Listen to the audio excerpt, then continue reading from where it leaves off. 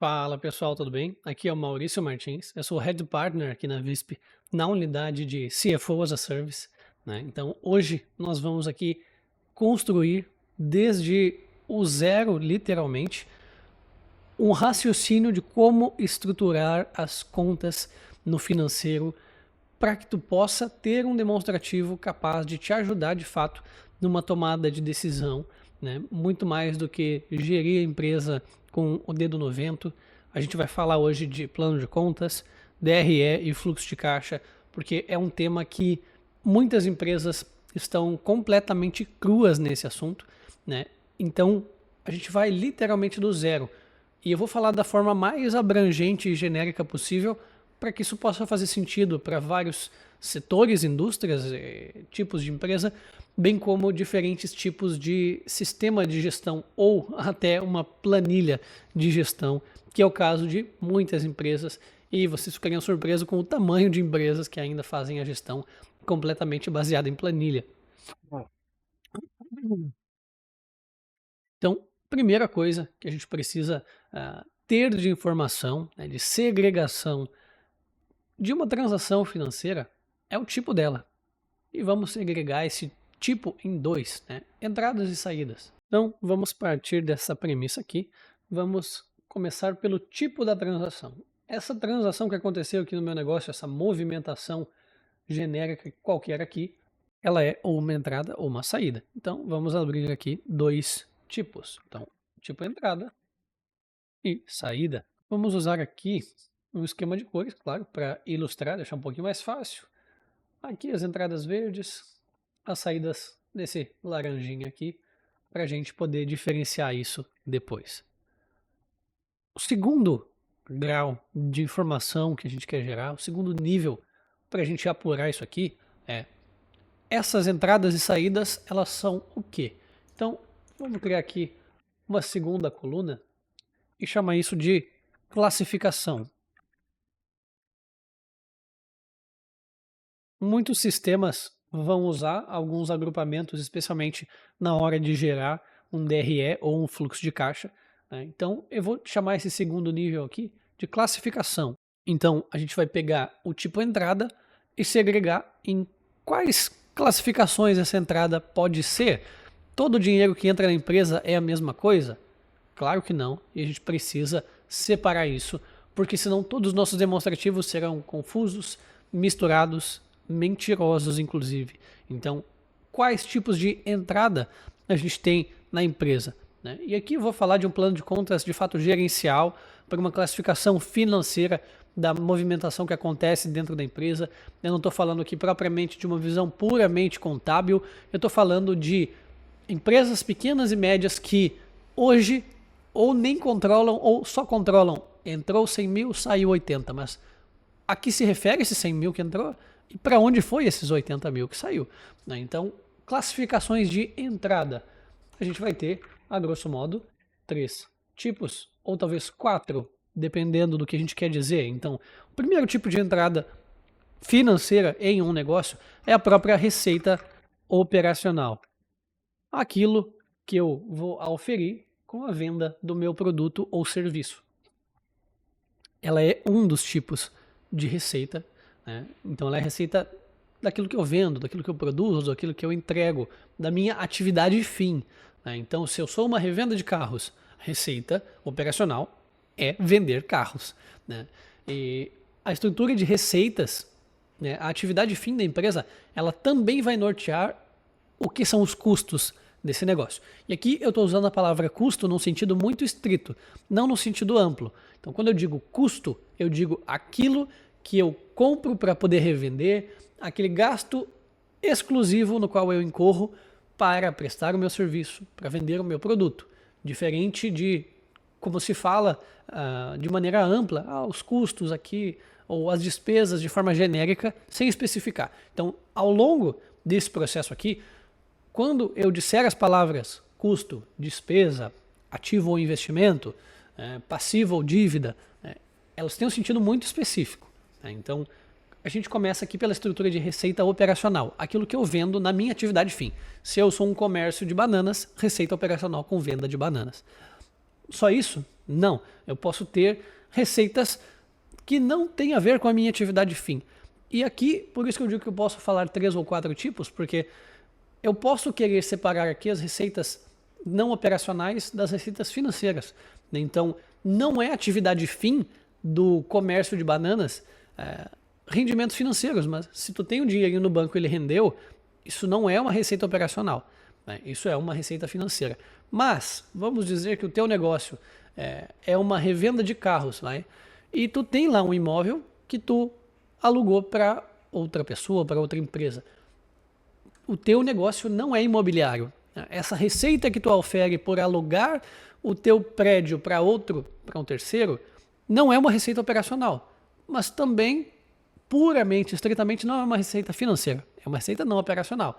Então, receita operacional e dentro dela receita financeira. Mas a gente também pode botar isso no mesmo nível.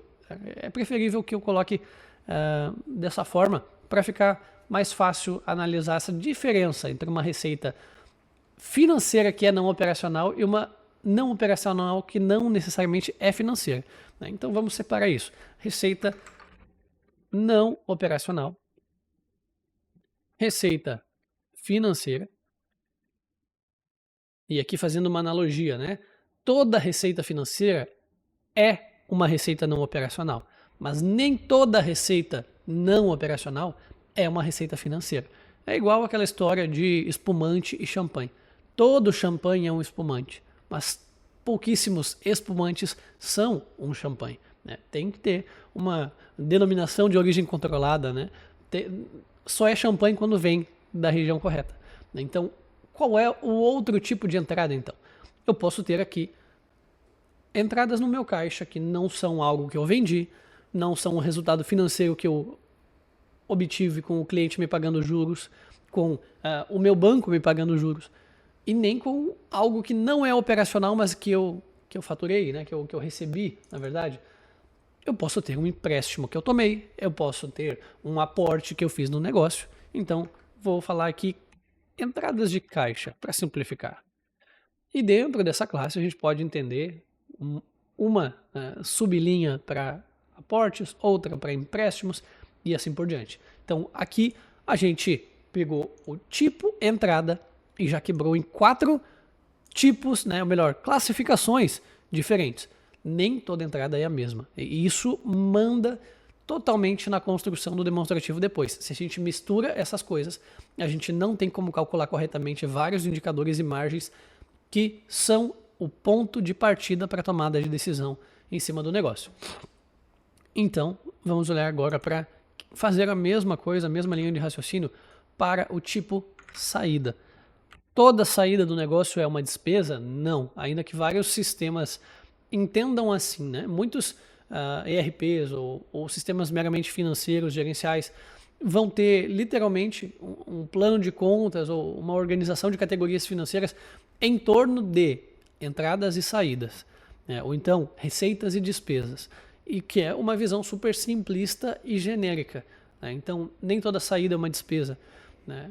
E aí a gente começa a quebrar isso em classes, começando literalmente de cima para baixo, na ordem em que se monta esse demonstrativo também.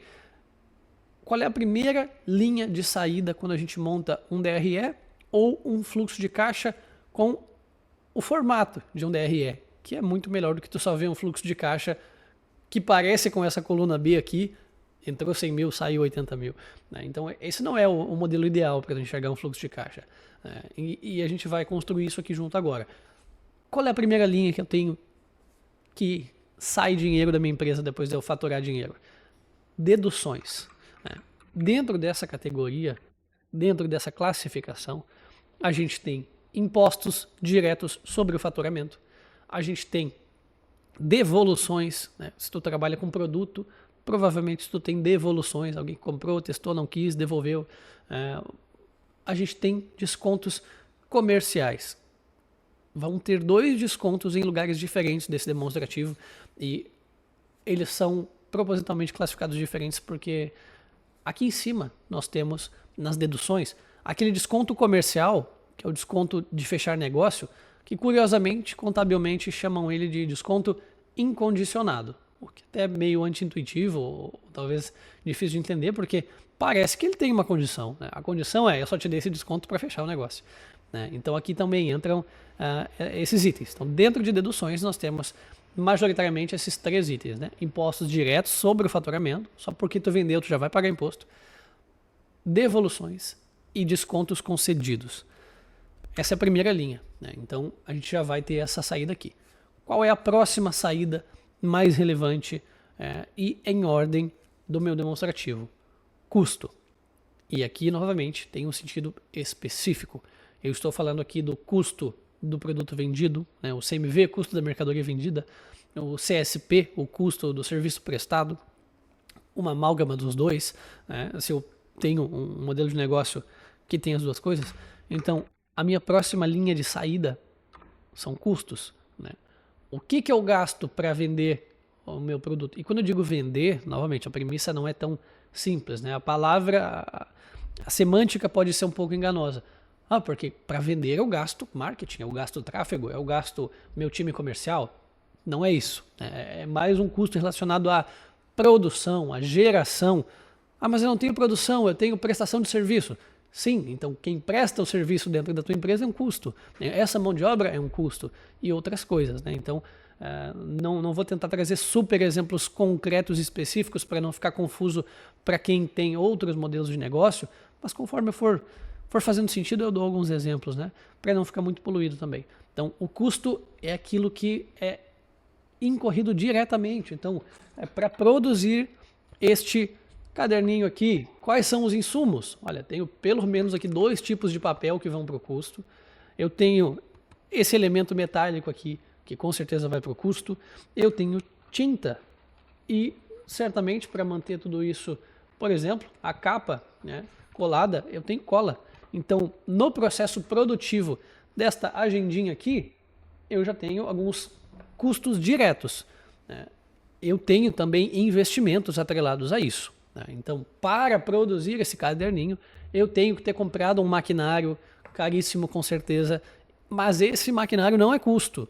A mão de obra de quem opera o maquinário é. A matéria-prima que produz o caderninho é. Não o investimento fabril que tu fez, né? A máquina que tu comprou, o prédio, o pavilhão, o caminhão. Isso não. Isso é um investimento, né? Aqui a gente está falando do custo direto. Então, para produzir esse caderninho, eu levei mão de obra e eu levei matéria-prima. Por exemplo, né? Energia elétrica. Nesse sentido, a gente pode dizer que a energia elétrica dessa planta fabril é custo, porque para ligar essa máquina que produz o caderninho, eu gasto energia. Então, incidir nesse gasto para a produção direta, custo, né? Eu preciso desse gasto para prestar o meu serviço. Mas, novamente, cuidado com a semântica da língua portuguesa. Preciso disso para prestar o serviço. Eu preciso de marketing para prestar o serviço. Eu preciso do financeiro cobrando para prestar o serviço. Eu preciso do time comercial, eu preciso do RH, da contabilidade. Sim, mas, novamente, não é esse o foco. Cuidado. É um foco mais direto, né?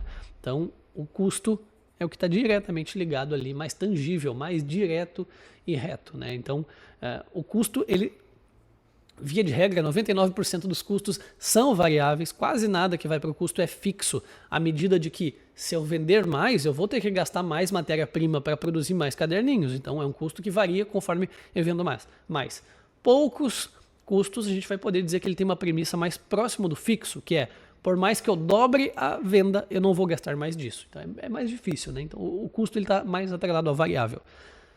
Aí a gente começa a descer no demonstrativo. Mapeamos aqui os nossos custos, por exemplo, né? Então, explicando o que é custo. Qual é a próxima despesa? A gente pode simplificar ou a gente pode ter um pouquinho mais de trabalho para ter um pouco mais de informação mais relevante. A gente pode agrupar 2 ou mais, na verdade, classes e chamar isso de despesa, né? Despesa operacional, por exemplo, e a despesa não operacional. Mas eu prefiro, né, refinar essa abordagem e ter as seguintes classes. Eu vou escrever elas e depois eu volto para explicar.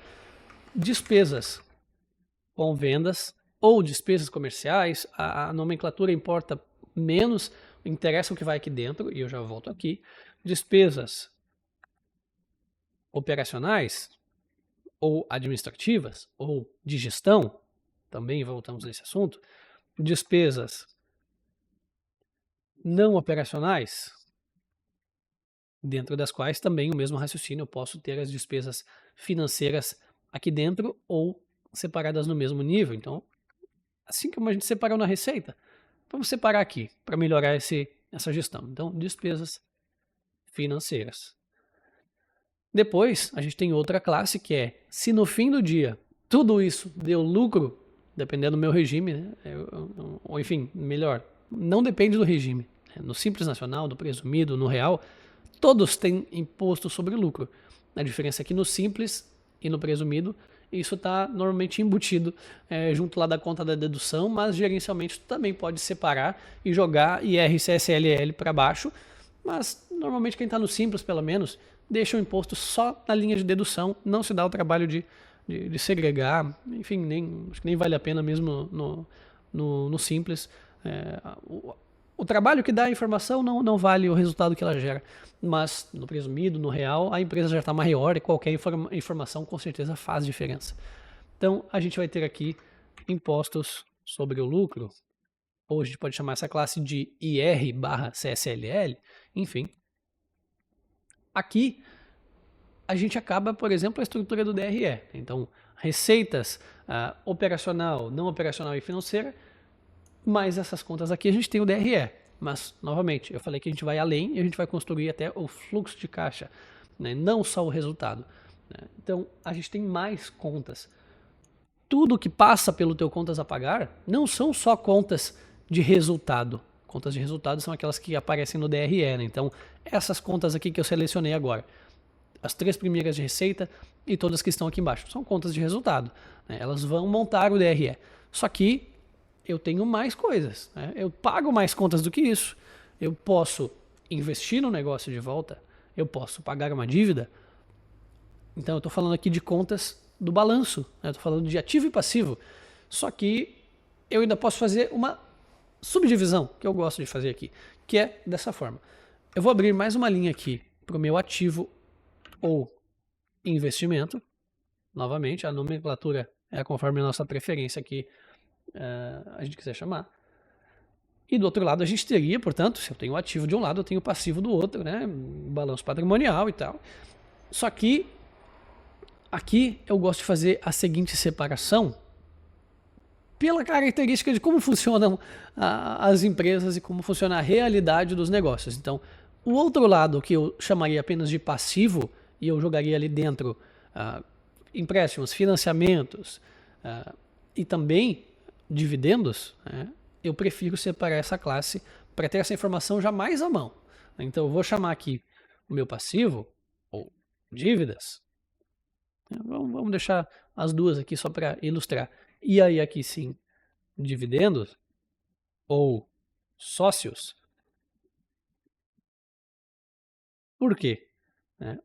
Uma coisa que é uma dificuldade tremenda de muitas empresas, e não apenas empresas pequenas, né?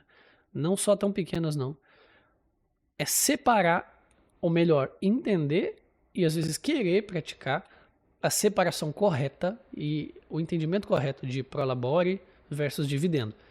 Simplificando a história, prolabore é o salário do sócio que trabalha. Como é que eu calculo isso? Quanto custaria botar uma pessoa nessa cadeira que o sócio ocupa? O sócio é diretor financeiro. Quanto custa um diretor financeiro no mercado? Essa é a remuneração pelo trabalho dele. O sócio é diretor comercial. Quanto tu pagaria para colocar um diretor comercial nessa cadeira? É 7 mil? É 15 mil? Esse é o prolabore. Faça chuva, faça sol, prolabore é o salário, ele se paga de lucro ou prejuízo, assim como o salário de funcionário. Agora, mas Maurício, o cargo aqui remunera 15 mil, né? Eu pagaria 15 mil para contratar alguém, mas eu vivo com 30 mil de custo de vida. Ótimo. Vai sangrar a empresa, né?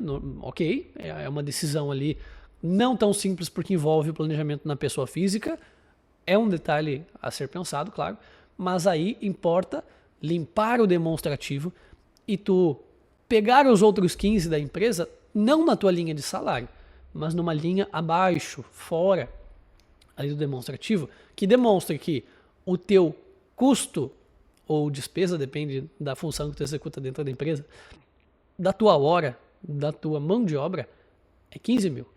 Se tu quebrar a perna, tiver uma dor de barriga, querer sair da operação, eu sei e já está provisionado, já está no orçamento, já está na conta quanto isso custa.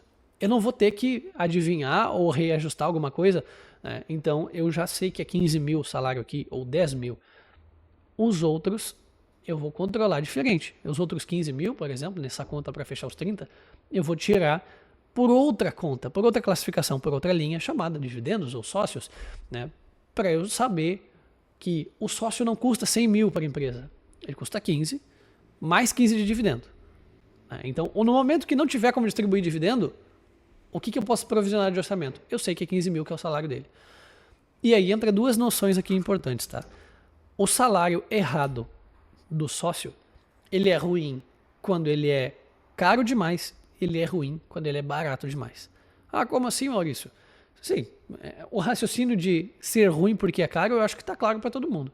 Se tu faz uma função na empresa que custa 5 mil reais no mercado para contratar alguém, mas tu tá ocupando essa cadeira custando 20, é óbvio o desvio de alocação de recurso aqui. Tu tá perdendo 15 mil reais por mês, porque tu poderia contratar alguém para fazer essa função e ir fazer outra coisa, né? Mas, ok, se eu estou onerando a empresa cobrando a mais, qual é o problema de cobrar menos? Mimar a empresa. Ah, como assim mimar a empresa? A empresa é minha, eu que mando e tal. O problema é que se o teu modelo de negócio, se a tua empresa acostuma no longo prazo a viver com o teu subsídio, digamos que a tua empresa já cresceu, tu hoje, tu é um cara humilde, com custo de vida baixíssimo, maravilha, né? Podia estar tirando 100 mil por mês de Prolabore, tu tira 10. 10 é um baita exagero, né? Mas só para ilustrar mesmo. Então, vamos dizer que seja 20, 30. Tu não retira o teu Prolabore como 100 mil e retira como 30. Qual é o problema? A partir do momento que a tua margem é acostumada com isso, a partir do momento que a tua estrutura econômica é pensada em função disso, ou seja, tu tá com o preço ajustado assim, tu tá com a estrutura de custo ajustada assim, tu tá com a estrutura de despesa ajustada assim, tu tá com a tua estrutura de capital ajustada assim. Se tu tiver que saltar de 30 para 100 mil reais por mês, ou sei lá, cara, te aconteceu algum problema de saúde, tu vai ter que sair da empresa, qualquer coisa, que tu tiver que botar outra pessoa ali, tu sabe que o Prolabore de mercado para trazer alguém que faz aquilo é 100 mil. E aí a empresa tem?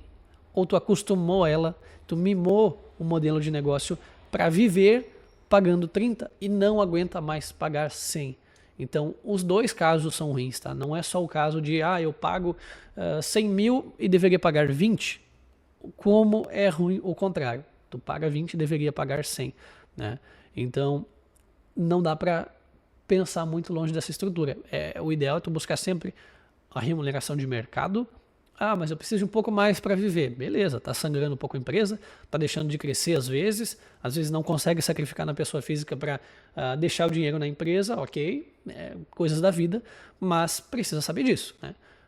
A gente até brinca aqui dentro que tudo que a gente fala aqui na Visp, todos os serviços, todos os projetos, todo o nosso discurso é alinhado em torno do equity, né? A maximização do valor do negócio, a maximização do valor da empresa, do valuation. Nesse sentido, o lucro, o dividendo, ele é a gorjeta do sócio, do empresário, né? Então, quando a gente monta um gráficozinho assim, né, de o quanto é tangível ou intangível versus potencial, o salário está aqui embaixo, é super tangível, mas é pequeno, tu nunca vai juntar 1 bilhão de salário. Lucro já é um pouco mais intangível, né? Porque é um risco, é possível que eu não tenha lucro, mas ele é muito maior potencial, porque a partir do momento que tu não toca a empresa sozinho, que tu consegue contratar gente, tu consegue escalar, o lucro que tu vai conseguir acumular ou retirar no mês, no trimestre, no ano, ele com certeza é maior que um potencial de salário ou de eu presa, né? Tem muita gente que é eu presa, ainda que o cara consiga sozinho, né, seja um baita profissional e consegue faturar bem sozinho e tudo sobra para ele, se ele montasse um negócio, uma estrutura que roda até sem ele, ele teria um lucro muito maior. Só que não para por aí. A gente diz que o maior potencializador de riqueza, de multiplicação de patrimônio é o equity, não é o lucro. né? Eu até vi um gráfico interessante esses tempos que tentei procurar na internet, mas não achei, que é a comparação do patrimônio do Mark Zuckerberg via equity e via lucro. Como assim? Se ele tivesse retirado tudo quanto possível, eu acho, de lucro do Facebook, né, do Meta agora, versus o patrimônio que ele realizou de fato, focando mais no equity, focando mais no potencial. E era uma relação de 4 vezes. Como a empresa é gigantesca, né, essa relação até eu digo que 4 vezes é pouco, tá? Porque vamos simplificar aqui o número, tá? Não é isso, mas vamos dizer que se ele tivesse tirado via lucro, ele teria 1 bi, né? E no caso real, mantendo foco no equity, ele teria 4 bi, pouquinho mais do que isso. Só para não é 1 bi, é muito mais do que isso, mas só para ilustrar mesmo, né? Só que quando a gente fala de pequenas e médias empresas, esse múltiplo é muito maior, muito maior. Não são só 4 vezes, né? Então a gente até fez um gráfico bacana aqui, uma comparação com um cliente que a gente realizou aqui através do CFO, né? A gente fez se eu não me engano, o cliente entrou aqui valendo 20 milhões e acho que chegou a dar 12 meses de trabalho aproximadamente, e ele foi vendido por 36, 38 milhões. Só que se esse cara no meio do caminho, né, em vez de, não, esse ano eu vou focar em estruturação, vou focar em equity, ele tivesse focado em retirar todo o lucro do negócio dele, sabe, eu vou tirar lucro até matar o negócio, o múltiplo ali ficava, mediante a lucratividade dele e tal, era mais de 20 vezes, assim, ó, se eu matar a empresa sugando tudo que dá, demitir gente e sugar o dinheiro até que a empresa quebre, por exemplo, que seria o maior potencial, né? Aí tu não paga nem salário, não paga nada, só espera o lucro residual ali pingar, versus o valor que ele realizou na venda, era um múltiplo mais do que 20, assim, ó. Então, o exemplo do Facebook é 4, é pouco, porque a gente está falando de cifras gigantes, de dólar e de múltiplos bilhões, né?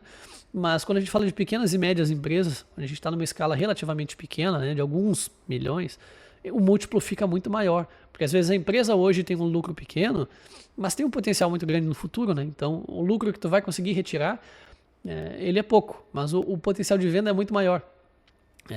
Por causa do potencial futuro do negócio, não só hoje, né? Lembrando, os 3 pilares do equity, 3 pilares do valuation são crescimento, margem e risco. Por isso que até empresas que hoje dão prejuízo ou queimam caixa têm valuations bilionários, né? Sabe por que o Nubank valia tanto dando prejuízo atrás de prejuízo? Potencial futuro, né? Então, esse é o ponto. E complementando aqui esse nosso raciocínio, a gente precisa do demonstrativo que a gente vai construir a partir desta classificação para conseguir entender do que eu estou falando, para conseguir entender essas métricas, esse DRE ou esse fluxo de caixa, as margens, se o negócio dá ou não dinheiro e por quê, onde é que está o problema, né? E até o potencial, por que o negócio não está dando lucro ou caixa, né? E o que a gente faz? Porque se tu só tem um demonstrativo que fala entrada e saída, esquece, meu amigo, tu não vai conseguir fazer grandes coisas. Até dá para chegar em algum lugar, mas não é longe, não é longe. Tu precisa apurar melhor. Então aqui a gente foi até a segunda coluna de informação. Então eu já sei que existem os tipos, digamos assim, tipo entrada, tipo saída. Eu sei que existem classificações. Essa entrada, ela pode ser ou não uma receita do meu negócio. Operacional, não operacional, financeiro. E essas saídas também se dividem em várias classes para eu entender para onde vai o dinheiro. Agora a gente começa a entrar num novo nível de detalhe. Depois da classificação, a gente vai olhar de fato para começar o plano de contas, né? Que é quando a gente vai começar a quebrar essas categorias em subitens, né? Então, fazendo uma ilustração aqui para nós, vamos partir aqui das receitas. Então vamos colocar aqui, ó, plano de contas. E eu vejo que muita gente no mercado tem uma abordagem muito simplista ou padrão, sei lá, muito contábil talvez, de organização de plano de contas, né? O que vai acabar gerando para você depois um DRE muito resumido, muito agrupado, muito sintético, Por isso que eu gosto de mais classes, eu gosto da coisa aberta, que nem a gente fez aqui nessa classificação, do que simplesmente tu ter meia dúzia de linhas dentro do teu DRE e tá tudo agrupado, tudo sintetizado, sem grandes informações relevantes, né? Então, a gente começa aqui, por exemplo, vamos pegar essas contas aqui. E a gente parte delas para montar nosso plano de contas, essa estrutura mais fina de atribuição de contas. Então, começando da nossa receita operacional, né, e o ideal, claro, é que a gente faça, para ilustrar, né? Eu vou fazer isso em outra aba aqui para nós, para o raciocínio ficar mais bacana e mais fácil de ilustrar. Então, a gente parte daqui. E eu vou fazendo diferente do modo contábil, que acho que também isso inibe um pouco o pessoal de se interessar pelo assunto e de querer digerir ou aprender, porque quando tu olha um plano de contas de um contador, um plano de contas contábil exportado de um sistema, ele está naquele modelo, vamos lá, assim,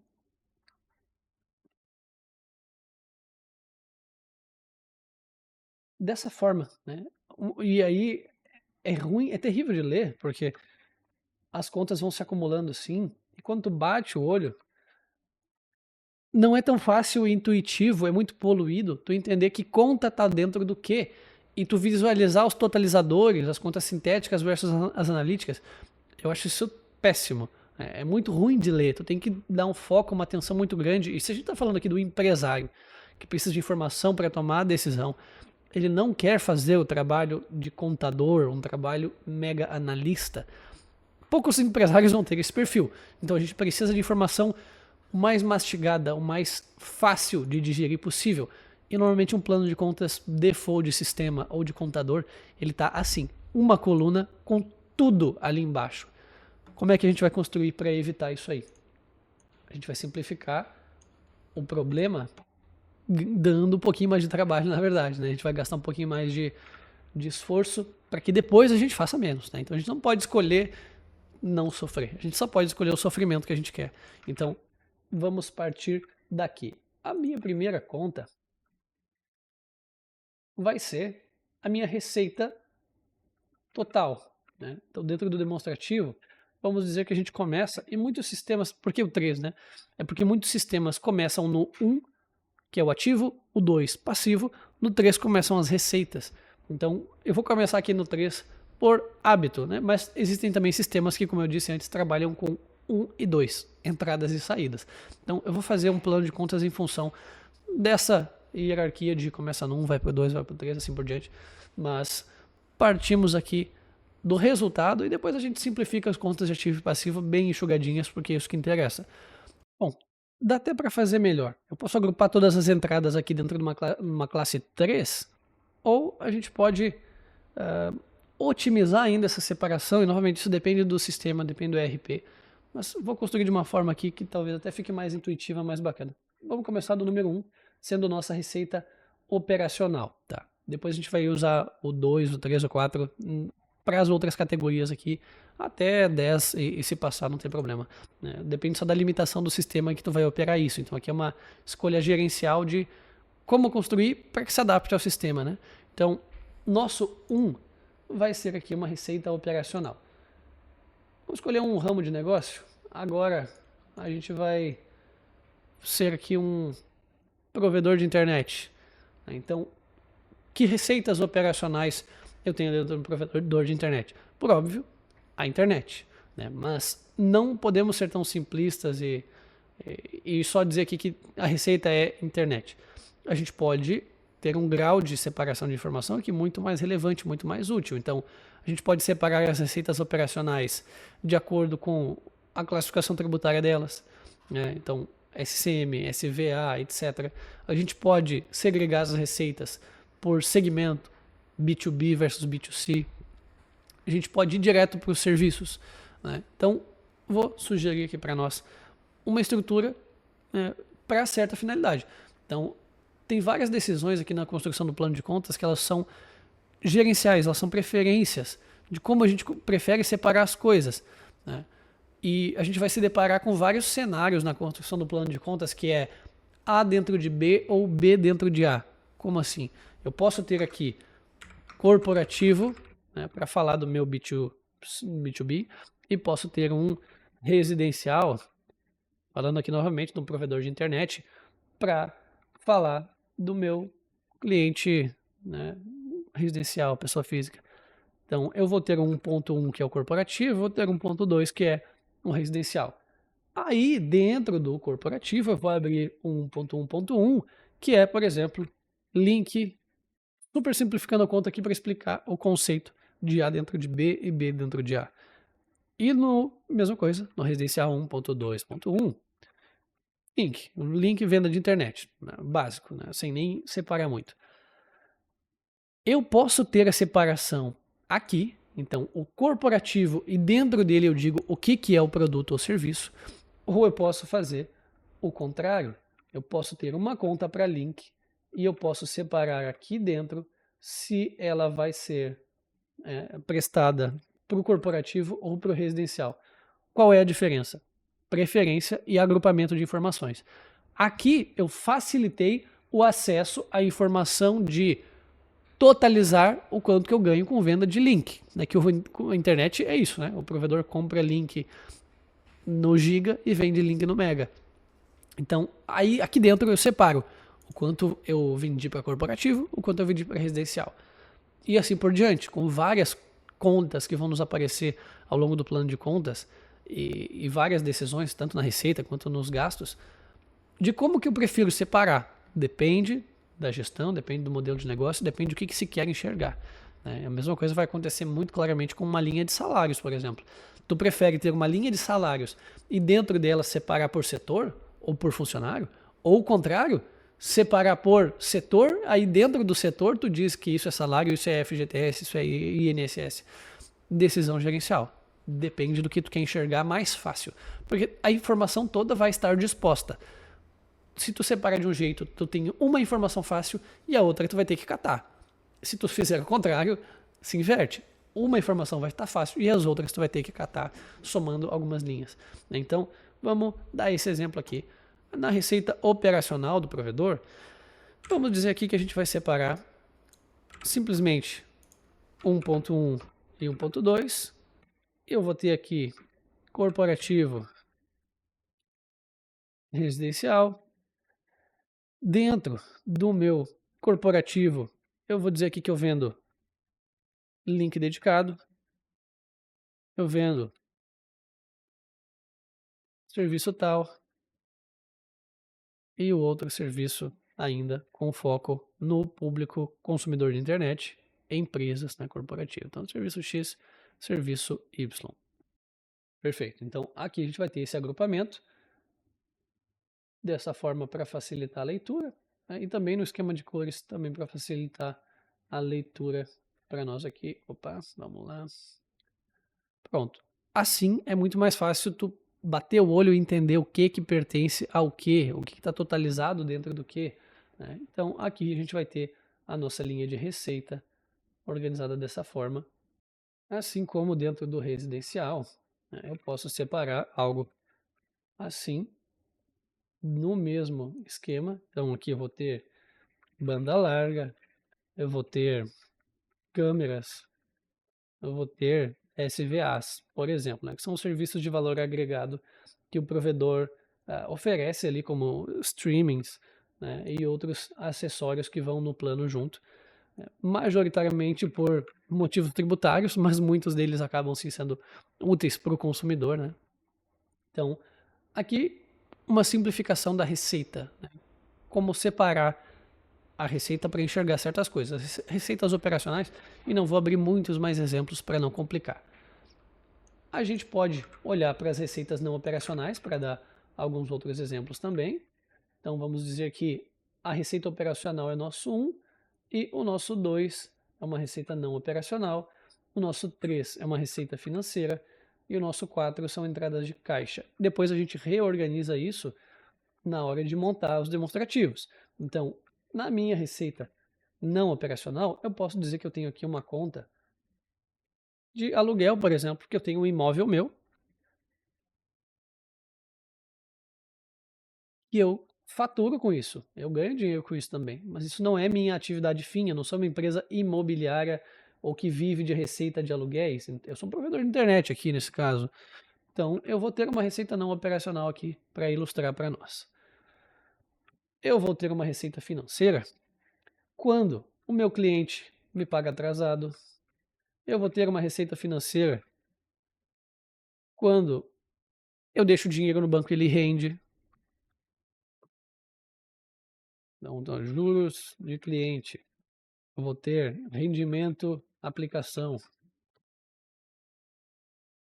que com certeza já não são a mesma origem, o mesmo dinheiro que entra na minha operação, e eu preciso separar isso. Entradas de caixa, eu posso pensar aqui, no momento que o sócio faz um aporte, no momento que eu tomo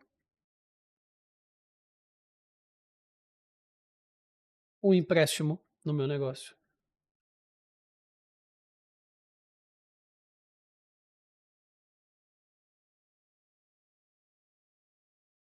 Então aqui a gente tem um exemplo bem bacana da separação, né, útil, bastante razoável, das entradas que podem acontecer na empresa.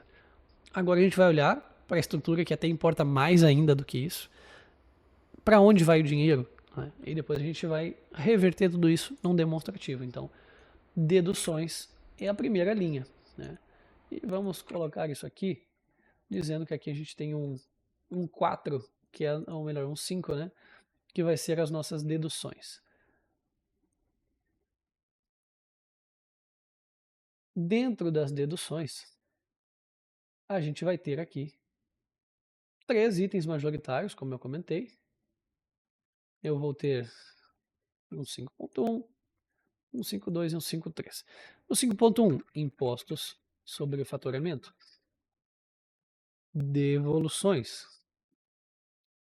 descontos concedidos. E o provedor de internet é um bom exemplo para dar para vocês sobre descontos, porque aqui a gente vai ver 2 tipos de desconto diferentes e onde eles se encaixam, por ser uma prática recorrente do setor. Então, como eu disse, o desconto que entra aqui em cima, ele não é o desconto condicionado. Né? Por quê? Normalmente os provedores de internet têm uma prática que é dar desconto para o cliente que paga até o vencimento. Esse desconto não entra aqui. Ele é um desconto que vai aparecer lá na nossa despesa financeira. Né? Então ele não entra aqui. Ele entra aqui, por exemplo, o meu produto é 100, eu vendo ele por 90. Eu preciso registrar uma receita de 100 e um desconto de 10. Qual é o grande problema e a dúvida que surge aqui na maioria das empresas?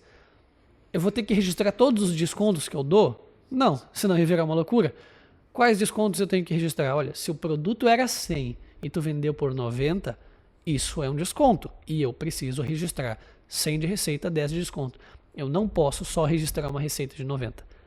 Agora, se o produto é 100, eu digo que ele é 200 para o cliente e vendo a 100, eu não vou registrar essa ancoragem que eu fiz a 200 como receita e o desconto de 100. Eu não preciso fazer isso. Agora, se eu vendi abaixo do preço da minha tabela, aí perfeito, eu preciso registrar esse desconto. Porque quando eu for analisar o demonstrativo, quando eu for analisar o resultado da empresa e eu ver que tem muita venda, mas essa venda está vindo às custas de ter descontos sempre, problema. Aí eu tenho como agir em cima. Porque se eu só olhasse uma receita constante de 90, eu não saberia que ele tem um desconto, né? A não ser que eu fosse investigar e descobrisse que o preço do produto é 100. Mas a boa prática não é ter que investigar as coisas, não é ter que auditar, é deixar a informação acessível. Né? Especialmente voltando ali para o caso de um médio empresário que já está ocupado bastante com várias áreas do negócio. Ele não quer ter que auditar e descobrir que o produto custa 100, mas está sendo vendido a 90. O demonstrativo já tem que mostrar isso. Não tem que aparecer 90 e ele tem que caçar para descobrir que esse desconto está embutido ali e ninguém alimentou. Aí a gente pode separar aqui os impostos sobre o faturamento, claro, dependendo aí do regime e tudo mais. Exemplos aqui diversos, né, dos impostos diretos contra o faturamento. Devoluções, a gente pode abrir contas analíticas conforme o que a gente queira separar, devolução de produto, devolução de PIX duplicado, etc. Descontos concedidos também, conforme a gente quiser customizar aqui embaixo as analíticas para enxergar algo da nossa preferência. Mas só para ilustrar de fato algumas contas de forma mais concreta, para que vocês possam visualizar e tangibilizar a importância disso. A próxima classe vai ser o nosso custo. Vamos colocar ele aqui.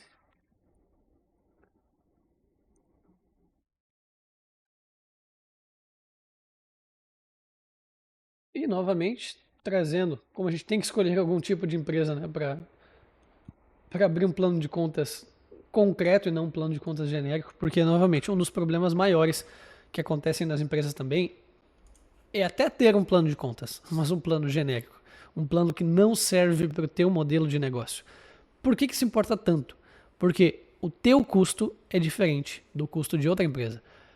O que é custo para Localiza não é custo para Latam, que não é custo para o provedor de internet que a gente vai desenhar aqui, que não é custo para Visp, que não é custo para ti. O custo ele é modelado em função da atividade fim. Então sempre lembre disso. O demonstrativo, o plano de contas, ele precisa ser personalizado para a tua empresa, precisa ser customizado para a tua necessidade. Se a gente está falando aqui de um provedor de internet, a gente pode abrir várias linhas majoritárias aqui que um provedor precisa gastar para manter o negócio rodando, né, e a prestação do serviço. Então, por exemplo, um provedor, primeira coisa de todas, né, link e conectividade. O provedor precisa comprar link para poder revender, né? Ele compra internet, ele vende internet. Então aqui a gente está falando de link e conectividade. Segundo, para manter essa rede na rua, ele gasta com o aluguel dos postes e com várias outras coisas na infraestrutura que são alugadas. POP, que é o ponto de operação onde está alguns equipamentos dele, torres, às vezes data center. Então, o aluguel é uma linha importante dentro do custo do provedor. Veículos, novamente, muito cuidado nessas contas. A compra do veículo não é. A compra do veículo não é custo. Só a rodagem e a manutenção são custos. A compra do veículo é um ativo, é um investimento. Né? Claro, se eu for falar estritamente contábil, né? Depende, se tu compra, tu movimenta, tu sai do teu ativo caixa, vai para o teu ativo imobilizado um veículo. Se tu financia, entra um veículo no teu ativo, entra uma dívida no teu passivo. Mas estou falando que o pagamento, né? O que é? Comprei um veículo, é uma despesa? Não, é um custo. Só se tu é um vendedor de carro, né? Então tu compra carro e vende carro. Se não, não é custo para ti, é um investimento. Então, veículos, aqui vão entrar as contas de rodagem. Gasolina, IPVA, rastreamento, limpeza, pequenas manutenções, porque se tu arranhou o carro e tu corrigiu a pintura, custo. Se tu furou um pneu e trocou o pneu, custo. Fundiu o motor, 15, 20 mil reais para arrumar, aí já não é mais custo, né? Aí tu já está aumentando a vida útil do ativo, ou pelo menos mantendo ela, aí já vai lá, é um investimento, já é um imobilizado, né? Então já não entra essa grande manutenção no custo. Veículos, mão de obra, por óbvio, né? Então aqui a gente pode até separar isso gerencialmente em classes aqui para enxergar. Quem dentro de um provedor de internet é custo? Quem coloca a mão na cadeia produtiva. Os técnicos precisam construir a rede, manter a rede, instalar o cliente, eles são custo. Mas não acaba aí. O provedor instala a internet para ti, mas o serviço não acabou aí.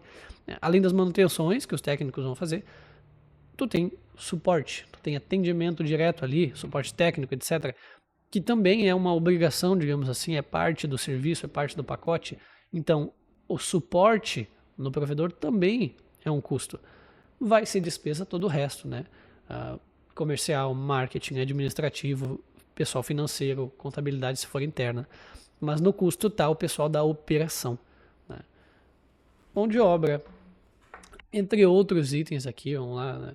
É sempre bom evitar contas genéricas dentro do plano, sintéticas até vai, digamos assim, mas analíticas nunca. Eu posso ter uma linha aqui chamada custos gerais e agrupar ali dentro energia elétrica, sistema de gestão, mais não sei o que, mais não sei o que. Porque na analítica eu estou explicando que esse custos gerais aqui se refere a energia elétrica, ao sistema, a compra de EPI, a compra de não sei o que, mas nunca, nunca ter uma conta no plano chamada outras despesas, outros gastos, como última linha, como analítica, porque senão ela vira um buraco negro e tudo vai parar lá dentro. Comprei Coca-Cola para os técnicos, outras despesas. Comprei detergente, outras despesas. Quando tu vê, 80% dos gastos estão onde? Outras despesas. Então, não coloque uma conta genérica nunca no plano. Até outro bom exemplo que sempre pego no plano de contas das empresas. Serviços terceirizados. Aí às vezes tá sempre num lugar só, né? Tá sempre ou no custo ou sempre na despesa. Só que quem que tu contratou terceiro? A contabilidade é terceiro. O marketing é terceiro. Às vezes tu terceirizou a equipe técnica. Às vezes, então eu tenho aqui já 3 contas diferentes para jogar essa galera. Que eu não posso dizer que todo mundo é custo, porque a contabilidade e o marketing não são. Eu também não posso dizer que todo mundo é despesa, porque se eu terceirizo a equipe técnica do provedor, isso é um custo, não uma despesa. Então, muito cuidado com contas amplas, genéricas, que cabe coisa demais lá dentro. Sempre tentem ser o mais específicos possível. Né? Então, dando só aqui alguns exemplinhos. Né? Então, eu até poderia ter aqui custos gerais, só para não ter que abrir uma categoria sintética para cada, mas desde que ela não seja a última linha. Ela é só a agrupadora, ela é a conta-mãe, onde depois você vai especificar o que vai aqui dentro. Né? Depois do custo, aí a gente começa a estrutura de despesas. E começando pela despesa com vendas, ou despesas comerciais, ou etc. A gente pode mudar aqui a nomenclatura. O ponto é que aqui dentro vai o nosso comercial e o nosso marketing, certo? Por quê? A gente até pode agrupar isso junto com as despesas do resto da operação. Mas assim a gente ganha mais uma camada de margem. A gente consegue separar, né, do lucro bruto pro EBITDA, a gente consegue ter a contribuição e a margem de contribuição aqui no meio. Então, por que não separar isso e já passar a enxergar esta informação? Então, vamos dizer que o nosso set, nessa construção aqui, seja essa despesa com vendas. E aí, aqui dentro eu vou especificar, que o nosso comercial é o 7.1 e o marketing é o 7.2. Ah, Maurício, mas aí está misturando, porque isso aí é centro de custo. Por que eu não posso ter uma linha genérica aí para todo mundo, ter uma linha de salário para todo mundo e depois eu agrupo no centro de custo? Porque o teu DRE não vai ficar certo. Ainda que tu tenha um demonstrativo lindo de centros de custo, o que importa mais, para mim, a primeira camada de gestão é essa aqui. O resto é enfeite, o resto é detalhe. Se tu não sabe as margens do teu negócio, não interessa ter os melhores orçamentos por centro de custo, porque tu não sabe as margens do negócio. Tão simples quanto isso. Tu não sabe quanto que sobra de lucro bruto, tu não sabe quanto sobra de contribuição, tu não sabe quanto sobra de EBITDA, tu não sabe quanto sobra depois lá na última linha de lucro líquido e mais, talvez tu não saiba o que vai sobrar de caixa depois de investir, pagar dívida, dividendo. Porque é só separar no centro de custo? Não é. Tu precisa separar melhor isso. Então vamos dizer aqui que aí a gente pode abrir, né, conforme ali a necessidade, poxa, 7.1.1. E aí, o que, que eu tenho no time comercial? Olha aqui, eu tenho BDR, SDR, eu tenho closer, eu tenho gestor, eu tenho CRM.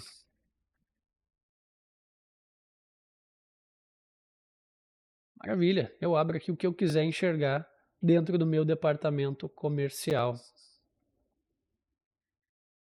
Dentro do marketing, pelo menos, né? O que, que a gente tem lá dentro do marketing? Eu tenho,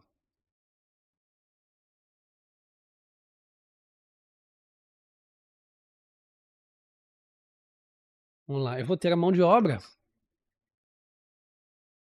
e depois o orçamento aplicado, até para fazer um agrupamento legal aqui, né? A gente pode fazer da seguinte forma: vamos descer mais um nível, por que não? A gente pode ser bem analítico aqui. Então, aqui, vamos para o extremo. Dentro dessa mão de obra, eu quero saber o que, que é terceiro.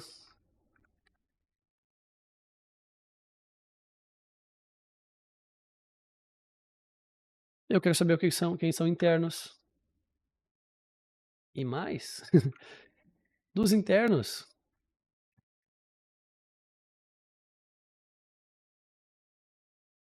quem é CLT, quem é PJ,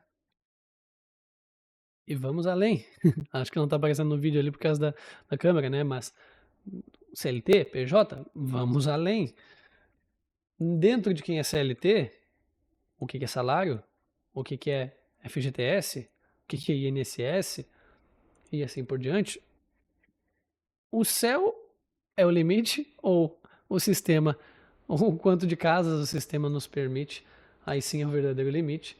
Mas vamos customizar uma cor aqui só para a gente enxergar isso aqui também. Um pouquinho mais clarinho, mas ainda assim pintado. Então, dentro da CLT, eu quero saber quanto que eu pago de salário. INSS, FGTS, etc, etc, etc. Então, lembra aquela decisão de A dentro de B ou B dentro de A? Aqui a gente está falando de eu posso ter aqui no começo uma linha chamada salário. E dentro da linha salário, eu falar comercial e marketing. E aí, dentro disso, e assim por diante. Então, eu posso ter uma linha aqui no começo chamada INSS.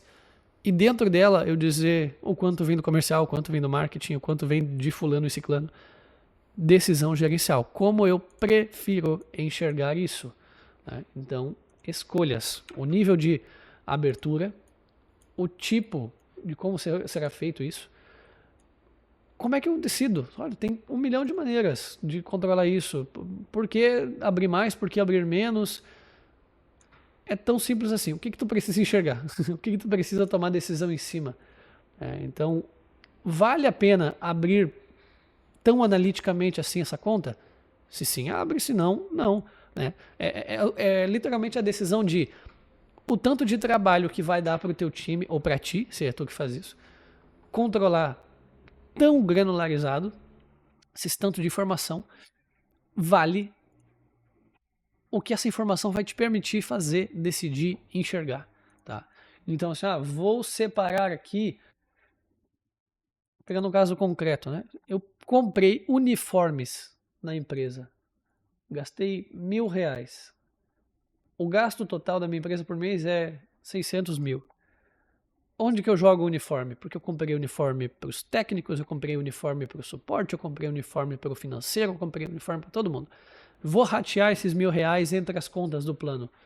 Não, não precisa. Né? Não, ratear esses R$1.000 contra 600 mil não vai ser isso que vai te entregar o resultado. Né? Agora, se o sistema permite isso fácil, tranquilo, maravilha. Quanto mais correto e perfeito, melhor. Mas, se dá trabalho, se tem perda de recurso, tempo precioso, para uma informação muito minuciosa que não vai fazer diferença, já passa a virar desperdício. Esse é o ponto de equilíbrio. Vale a pena ou não separar nesse nível de detalhe, mediante o que eu consigo fazer com a informação que vou gerar com isso. Né? Então vamos lá, despesas com vendas, bem analítico, bem aberto, tal. No marketing, orçamento aplicado, poxa, botei lá uma conta aqui pra gente, vai entender isso melhor.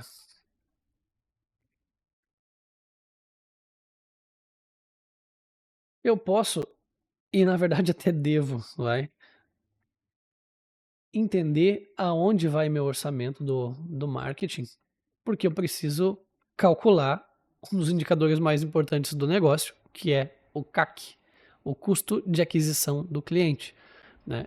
E, idealmente, uma empresa que faz isso muito profissionalmente controla o CAC por canal.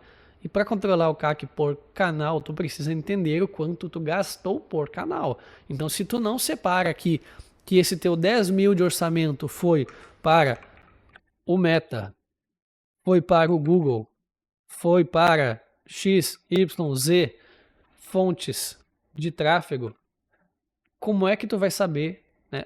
Dado que existe atribuição, então eu sei que tal cliente veio do Meta e eu sei que eu gastei 1.000 com o Meta.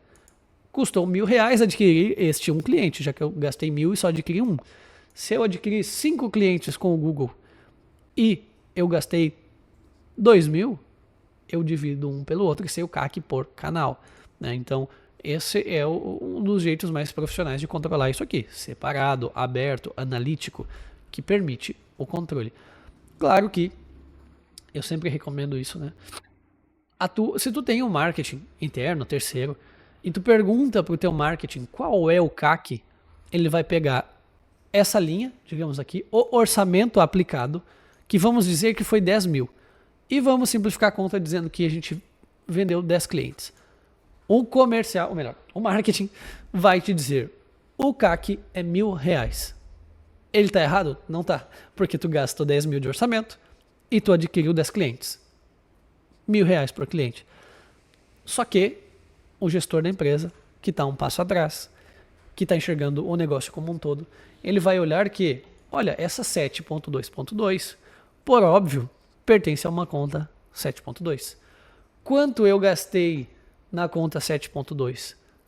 Porque eu não tenho só o orçamento aplicado no tráfego, eu tenho a mão de obra de quem fez o tráfego, ou eu tenho a agência que eu contratei, etc. Qual é a minha linha 7.2? É R$ 20.000. Se eu dividir R$ 20.000 contra 10 clientes, o meu CAC é 2.000, não é 1.000. E isso importa muito, porque se tu toma uma decisão de, olha, meu CAC e LTV, meu CAC é 1.000, meu LTV é 5.000, a métrica está linda, indica crescimento maravilhoso, pau na máquina. Vou pegar empréstimo, financiamento, vou vender meu carro, minha casa, botar na empresa, vou fazer um dinheirão. Só que aí tu esquece que o CAC de verdade é 2.000. Porque tu não só pagou o tráfego, tu pagou a mão de obra de quem fez o tráfego e o marketing aqui como um todo. Então, a tua relação de CAC e LTV não é 5:1. Não é. Então, muito cuidado. Né? Porque tu pode tomar uma decisão achando que vai te alavancar muito e não vai. Então, sempre olha as duas visões. É ótimo, muito bom que tu tenha uma relação ali de 5:1 no teu divide o LTV pelo CAC, dá 5:1, são ROI de 5. Ótimo, mas faz a segunda camada de análise, né? Para não tomar uma decisão precipitada, porque no fim do dia a empresa está gastando o 20.000 e não o 10, que foi o orçamento do tráfego, né? Maravilha, fechamos nossa despesa com vendas, comercial e marketing.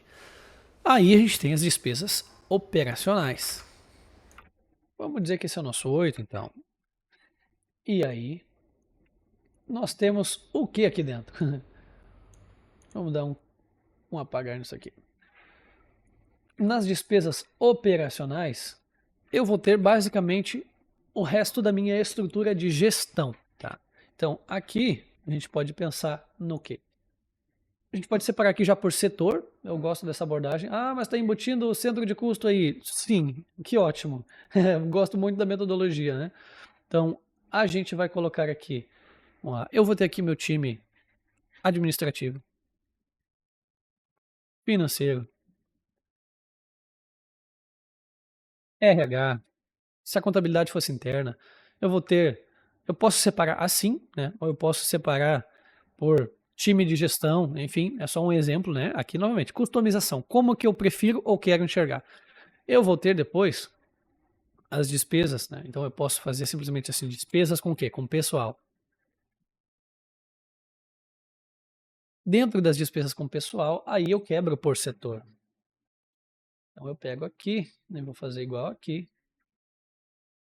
Então eu vou ter o 811, 812, então vamos dizer, eu tenho o time ADM, o time financeiro, etc, etc. Né? Então vamos aplicar isso aqui. Depois, eu posso dizer aqui que além das despesas com pessoal, e aí separo isso por time, ou não separo, jogo logo só uma linha de salário, e aí embaixo, decisão gerencial, eu vou ter despesas administrativas. E aí, dentro dela, eu posso quebrar uma infinidade de coisas aqui. Como Por exemplo, a gente pode falar aqui, copa e cozinha, material de escritório,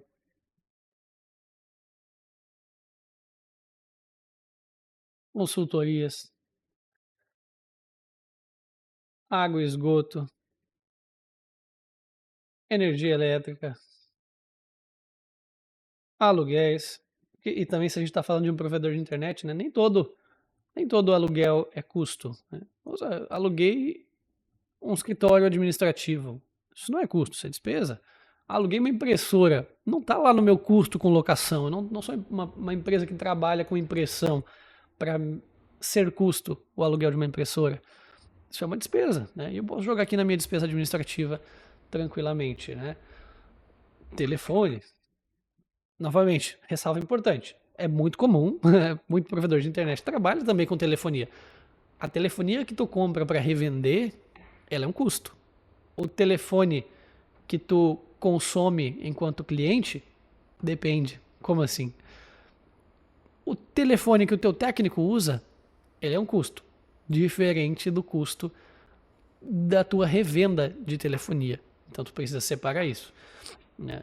E também o telefone que o teu time de gestão usa é diferente do telefone custo.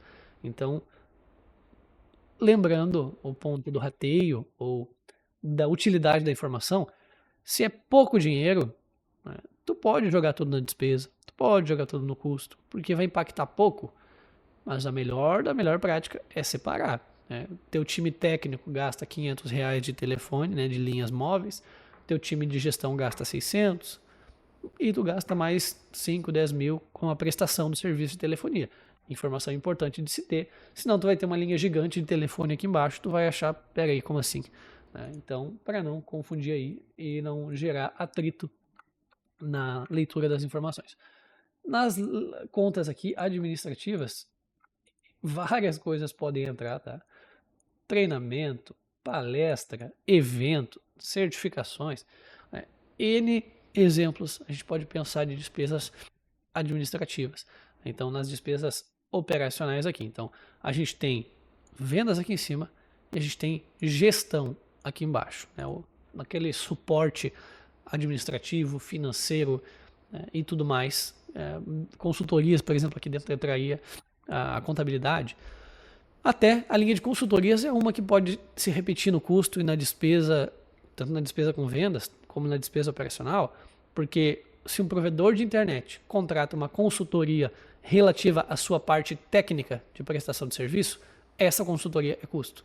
Se ele contrata uma consultoria comercial, ela vem aqui em cima. Se ele contrata uma consultoria de gestão como a VISP, vem aqui embaixo para separar qual tranche da operação, qual, não vou dizer setor, né? Porque setor a gente vai olhar no centro de custo, mas qual parte do negócio está custando dinheiro assim? Porque uma coisa é a operação, outra coisa é a venda, outra coisa é a gestão do negócio, né?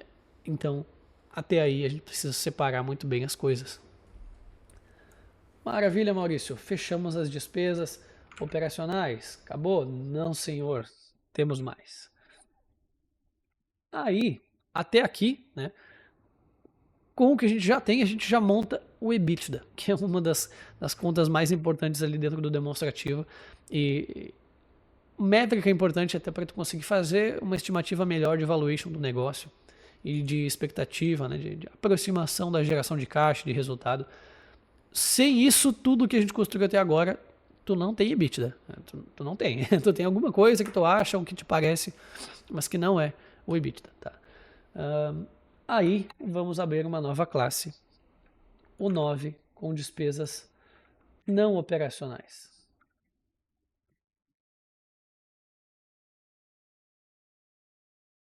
Essas despesas não operacionais vai contemplar, né, a gente pode subdividir ela de fato em outra conta chamada não operacionais e outra conta chamada financeiro. Né? Então a gente pode fazer o seguinte.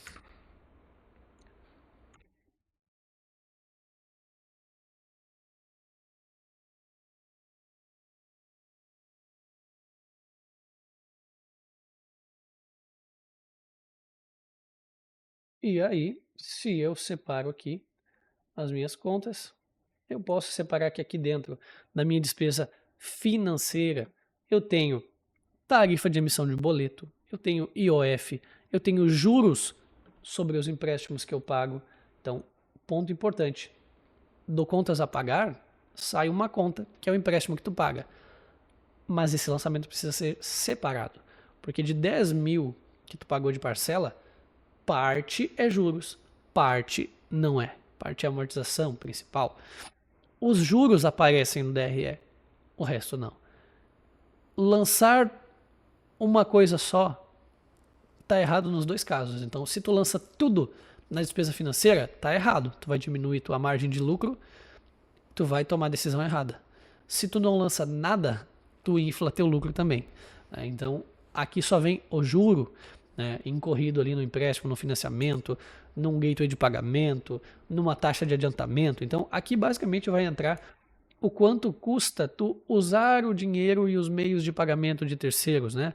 A tarifa de manutenção da conta, o gateway de pagamento, a tarifa do boleto, a anuidade de cartão, várias despesinhas financeiras aqui, juros embutidos, juros por atraso, multas nesse sentido. Assim como vão existir ali, tal qual as receitas que não têm a ver com a operação, outras despesas aqui mais discricionárias, o que não tem nada a ver, né? Ou gerencialmente que a gente pode pensar em separar aqui, né? Por exemplo, uma decisão de escolha, o que a gente lança aqui na despesa não operacional, né? Isso é mais difícil porque praticamente tudo já tem uma classe para lançar, praticamente tudo já tem onde encaixar. Mas vamos dizer assim, ó, o sócio, o dono, faz lá suas retiradas, faz seu prolabore, faz etc. E ele paga contas dele dentro do negócio. Péssima prática, mas se for fazer isso, vão fazer menos pior.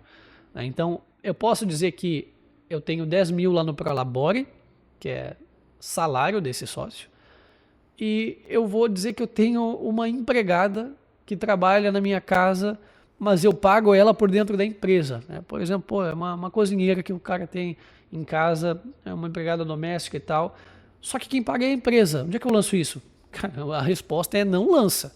Né? Na empresa não tem nada a ver. Mas se for lançar, pelo menos separa, né? Para ficar claro que isso não é um gasto do negócio, não é um gasto da empresa, é um gasto teu. Então vamos dizer que o sócio não custa 10 mil de Prolabore, não, ele custa 12, porque ele paga 2 ali para cozinheira, vai. Então eu lançaria pelo menos aqui. Né? O melhor é não lançar. Né? Remunera o sócio lida com as contas da casa. Mas aqui, por exemplo, um caso de uso, né? Mas a despesa financeira vai prevalecer. São muito mais exemplos, né?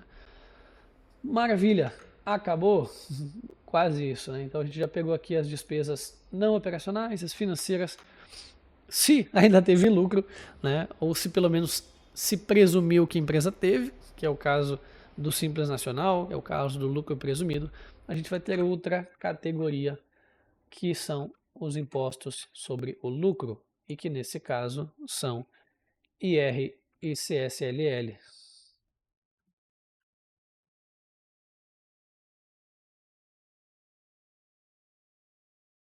E a gente pode separar aqui adicional de IR, etc., só para não alongar também. Então a gente vai ter isso aqui.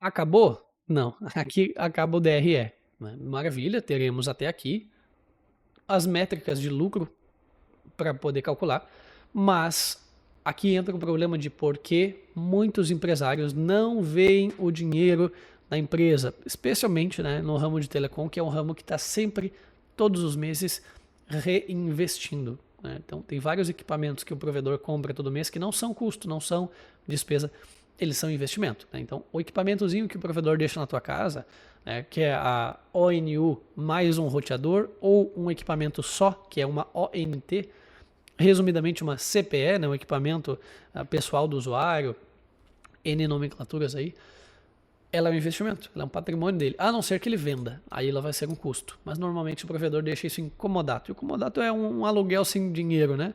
É um empréstimo, né? O negócio está na tua casa, mas tu não paga por isso. Então, o comodato, ele é um bem do provedor, não é vendido para ti, então ele não é custo.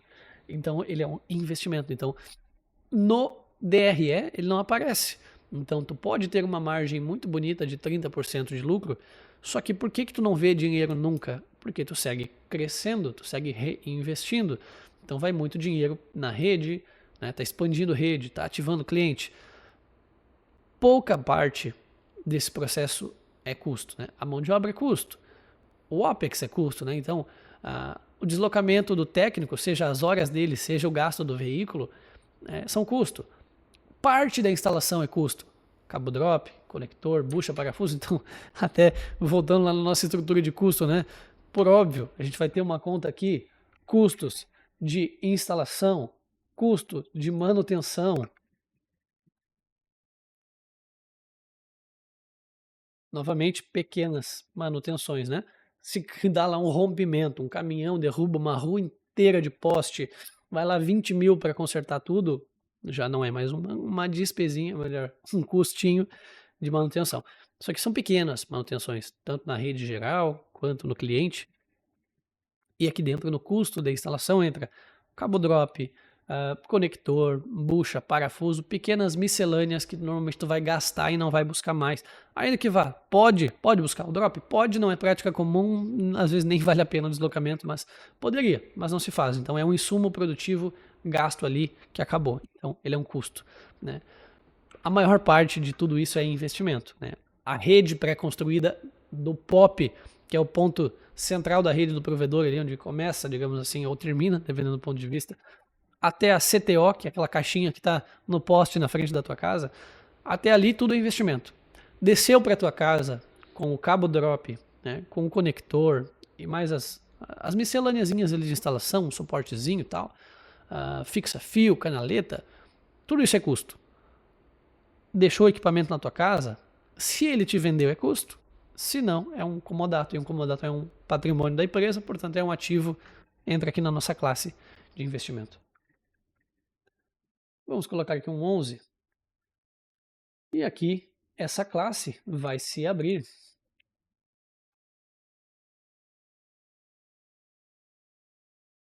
Conforme a nossa necessidade concreta também.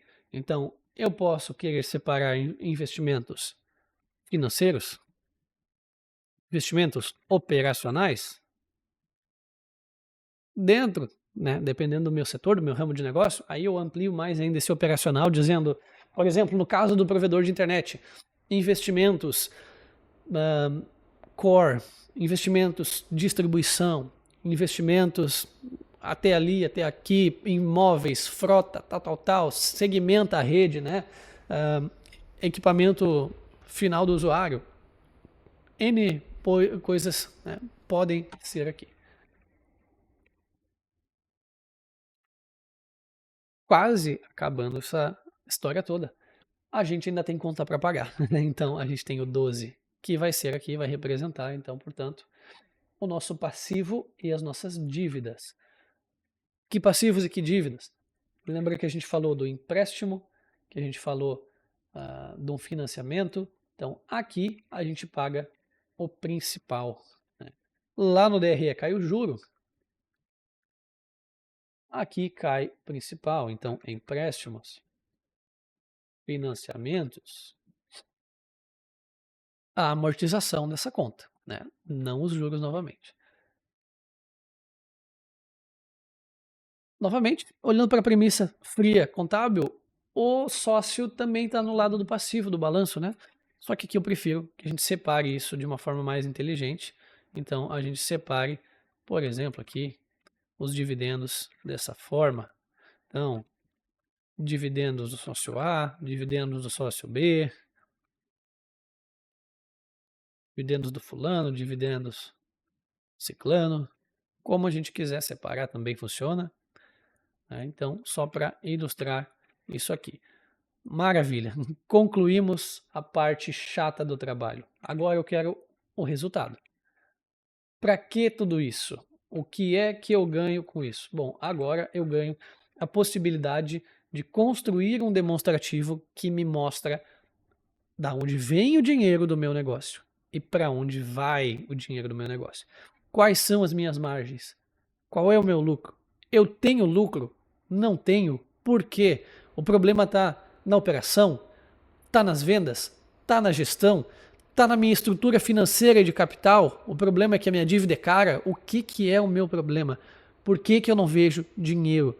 Por que o negócio não vai para frente? Onde que está o problema? O que eu posso melhorar? Agora, sim, a gente vai poder fazer isso.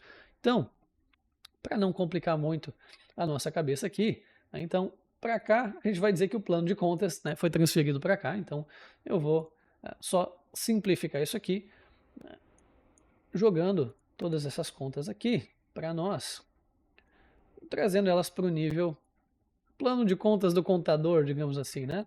Jogando as contas um pouquinho não, bastante, para esquerda. Então, o que isso significa? Que a gente vai fazer isso aqui, ó, deixar igual um plano de contas de contador. Bom, tá aqui. Então, nosso primeiro nível de informação é o tipo, essa conta é uma entrada ou uma saída. Nosso segundo nível são as classificações.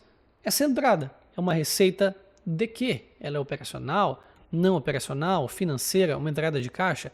E essas saídas, a que se referem? O que elas são? Uma dedução, um custo, uma despesa com venda, uma despesa operacional, uma despesa não operacional, uma despesa financeira? É um imposto sobre o lucro, diferente de um imposto sobre o faturamento? É um investimento? É uma dívida? É um dividendo? Então, aqui a gente tem o plano de contas. A outra camada, para simplificar antes da gente ir para o demonstrativo, é o nosso centro de custo. Então, aqui sim, né, e a metodologia preferível, para 90% dos casos pelo menos, é um centro de custo por departamento. Por quê? Porque eu vou ter várias contas, né, várias que vão coincidir, então é óbvio que todas essas contas desse plano aqui vão cair no centro de custo do marketing, do comercial, só que tem várias continhas que tu vai querer agrupar também. Por exemplo, café. Quem é que gastamos R$1.000 de café? Quem comprou? Olha, foi 200 para o comercial, foi 200 para o marketing, foi 100 para o financeiro e assim por diante. Então, essa camada de informação na verdade, até centro de custo é um termo não tão apurado, porque é muito amplo, né, no sentido de custo.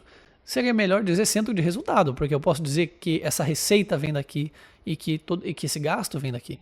Então, eu posso ter aqui, por exemplo, por departamento, o departamento que eu quiser separar, o departamento que eu tenho na empresa, então comercial,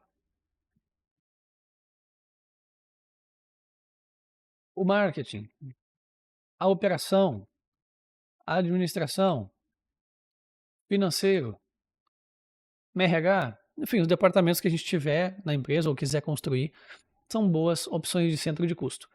Ah, Maurício, peraí, ali nas suas categorias eu não vi nada sobre fixo e variável, porque a melhor forma para mim de tu fazer isso, né, de tu classificar as contas como fixas ou variáveis, é através de uma outra tag ou uma flag, como quiser, como o sistema chame, né, como é que funciona essa atribuição, essa nomenclatura, onde eu vou atribuir para uma conta que eu paguei. Então, por exemplo, eu vou ter um custo com link que vem do centro de custo da operação e ele é um custo variável. Ah, mas como assim variável? Todo mês eu pago a mesma coisa? Não é essa a premissa, tá? A gente não está olhando para se o valor se mantém igual mês a mês, a gente não está olhando para se tem aquela conta para pagar todo mês. A premissa não é se é recorrente ou não. Variável é vende mais, gasto mais necessariamente. Vende menos, gasto menos. A do fixo é vende mais, não necessariamente eu gasto mais daquilo. Ainda que eu não tenha aquela conta todo mês. Então, vamos olhar uma conta de café. A gente falou do café. É fixo ou é variável? Quer venda, quer não venda, eu compro o café? É fixo. Quanto mais eu vender, mais eu compro café? Variável, né? Então, depende aí do que a gente quer entender, né? Mas é mais ou menos essa premissa, tá? Não é se, num mês eu gasto 1.000 de combustível, no outro eu gasto 2.000. Não é por isso que ela é variável, né? Ela é variável porque tu gastou mais combustível porque vendeu mais. Não porque no mês gasta mais, no outro gasta menos, né?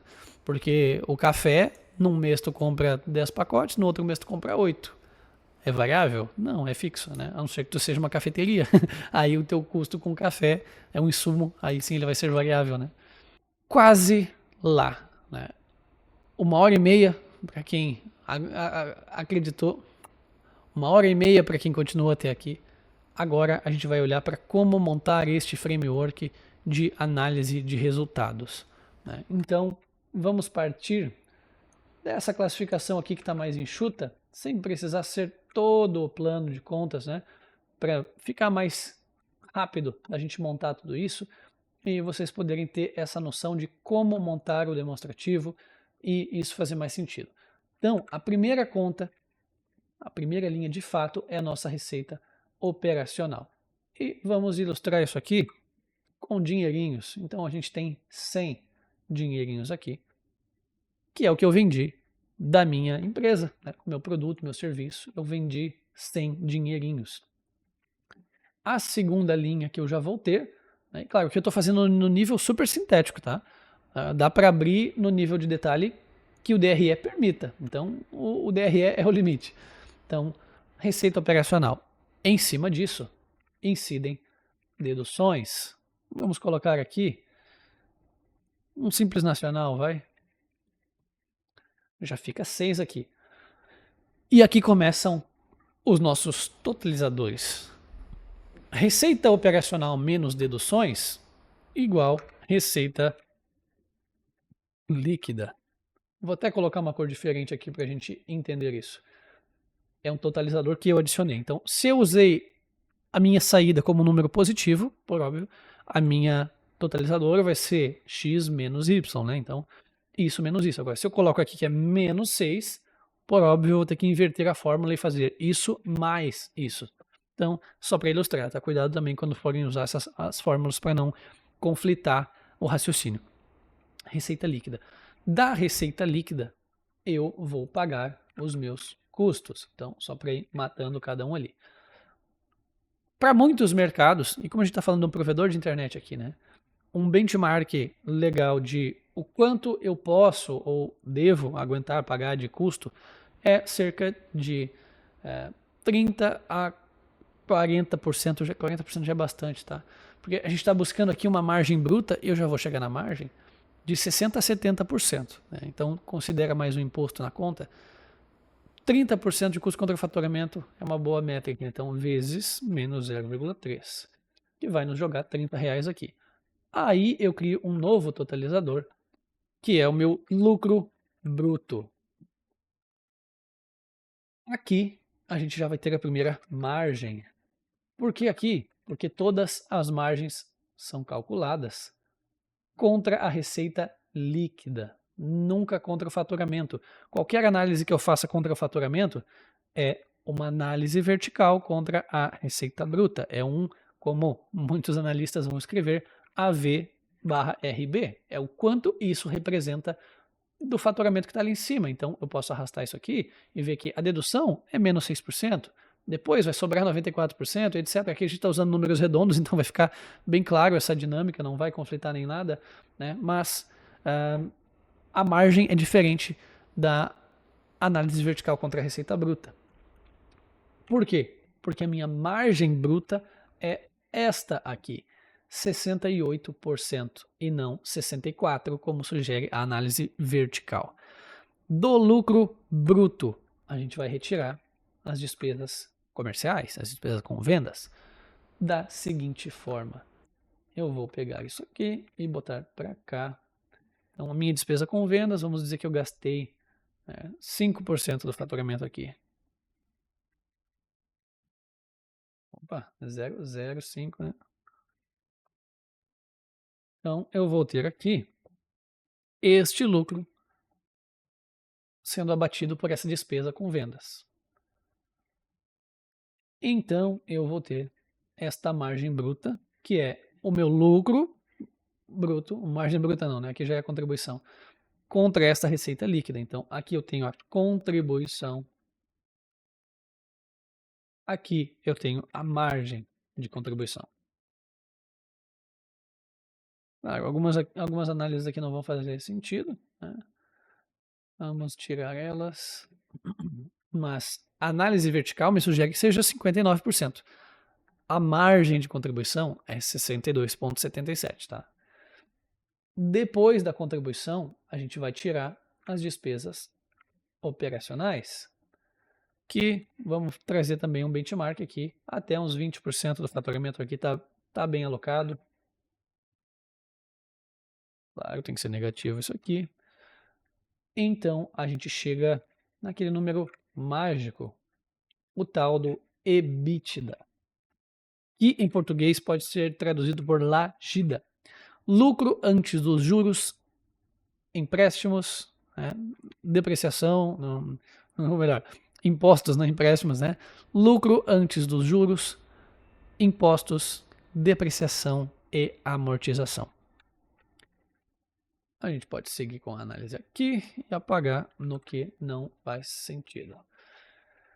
Quando eu pego o meu EBITDA, ou LAGIDA, né, mas a prática normal é falar EBITDA, e divido por aquela receita líquida, eu tenho uma margem EBITDA de 41%. Para um provedor de internet isso está ótimo, muito bom. Para muito negócio, na verdade, né? Depois, a gente teria aqui uma classe que não está aqui dentro dessas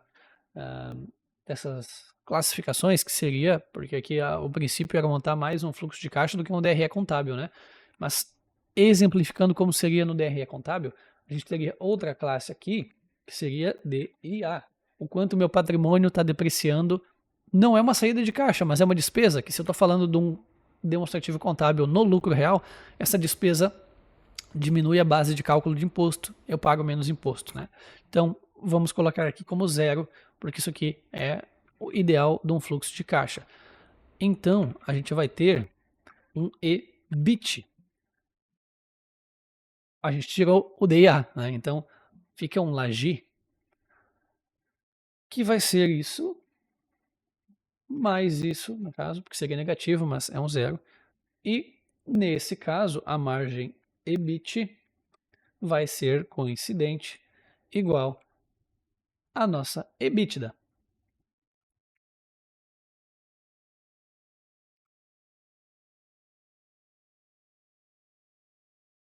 Aí sim, a gente vai ter.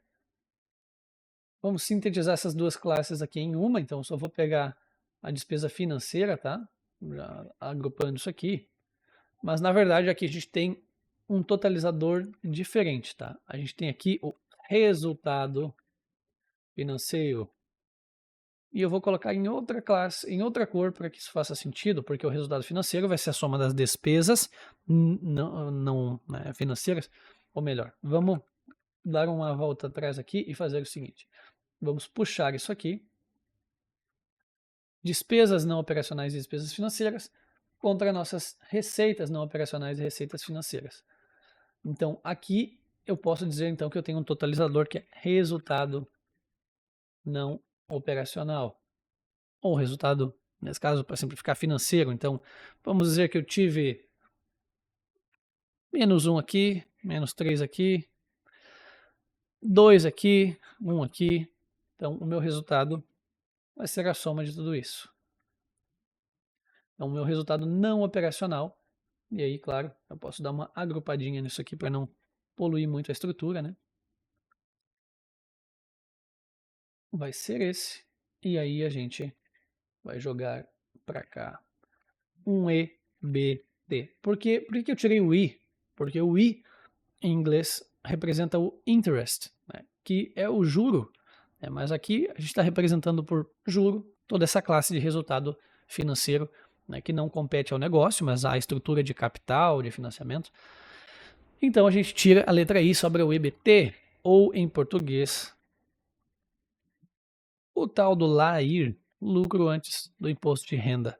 Então aqui a gente coloca essa formatação e subtrai, através do símbolo de soma, claro, isso aqui, divide contra a nossa receita líquida, e agora sim tem a margem, faz a receita, ou melhor, faz a análise vertical aqui do lado, né, contra a receita bruta, aí sim a gente vai ter o nosso imposto sobre o lucro, que vai nos jogar no nosso lucro líquido.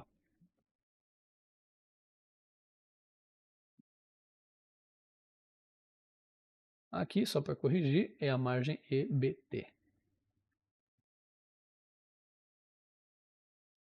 O lucro líquido, né, vai ser igual a isso aqui. Vamos dizer que isso aqui são 0,34%, né, de imposto de renda, na verdade negativo. O lucro líquido vai ser uma função disso com isso, e a margem líquida vai ser uma função disso contra, né, a receita líquida. A nossa margem líquida é 26. Ótimo, mas não acaba aqui. A gente ainda tem conta para pagar.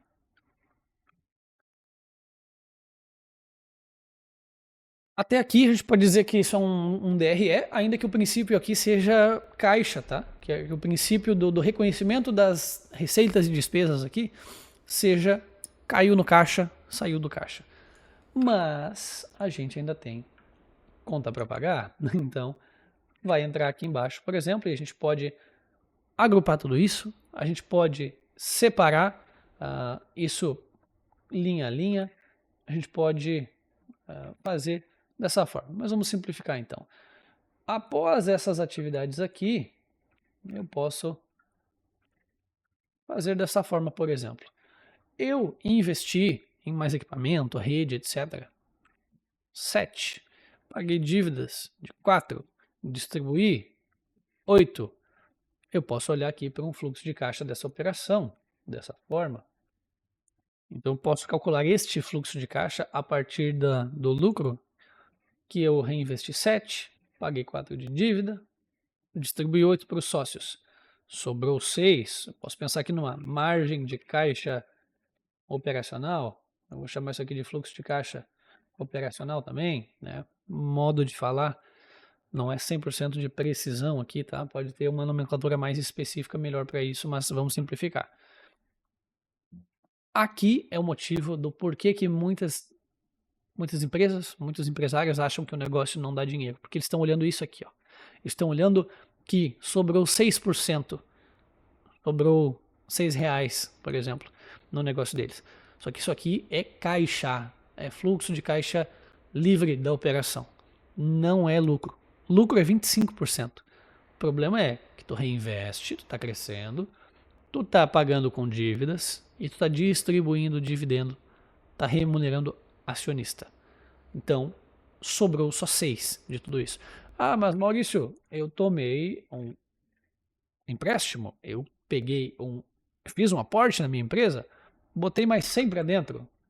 Ótimo. Então eu posso, né, para simplificar a conta aqui também, fazer um fluxo de caixa após atividades de financiamento.